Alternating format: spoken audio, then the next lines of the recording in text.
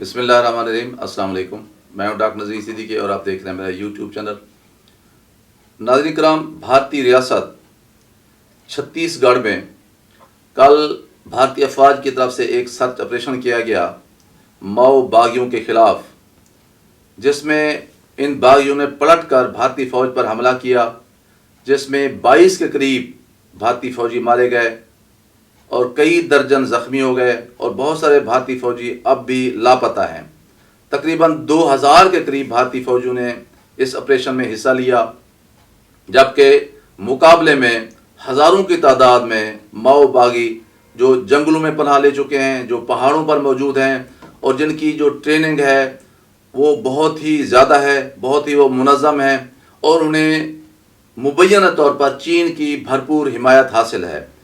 چین انہیں وسائل بھی فراہم کر رہا ہے، اسلحہ بھی دے رہا ہے، مارل سپورٹ بھی دے رہا ہے، کیونکہ جو یہ ماؤ باغی ہیں دراصل ان کا نظریہ وہی ہے جو روس کا نظریہ ہے، جو چین کا نظریہ ہے، وہ لینن مارکس یا ماؤ زے تنگ کا جو نظریہ ہے کہ ریاست کے جو وسائل ہوتے ہیں وہ شہریوں کے نہیں ہوتے، وہ ریاست کے ہوتے ہیں۔ بھارت میں کیونکہ وسائل پر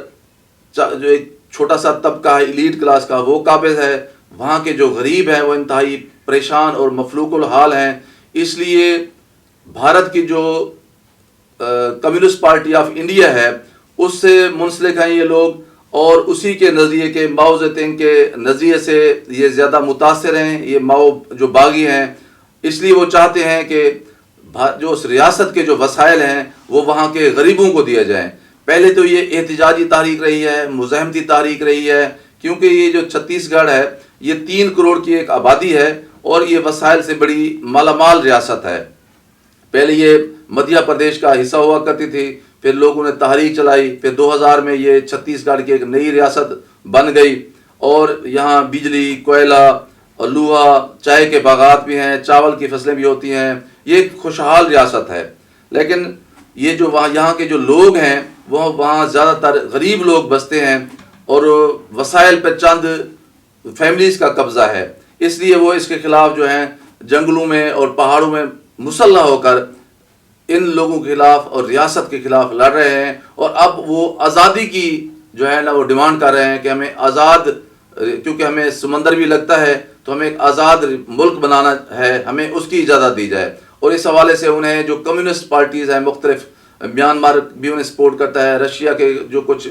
کمیونسٹ پارٹی ہے وہ بھی سپورٹ کرتی ہے، چائنا کی جو کمیونسٹ پارٹی ہے یا پیپل لبریشن آرمی ہے مبینہ طور پر وہ بھی ان کو سپورٹ کرتے ہیں۔ تو یہی وجہ ہے کہ بھارتی افواج جو ہیں ان کے سامنے بالکل بے باسی بنی ہوئی ہیں، اور کل بے تحاشا بھارتی افواج کا اپنے ہی ملک کے اندر، اپنی ایک صوبے کے اندر یا ریاست کے اندر خون بہا ہے۔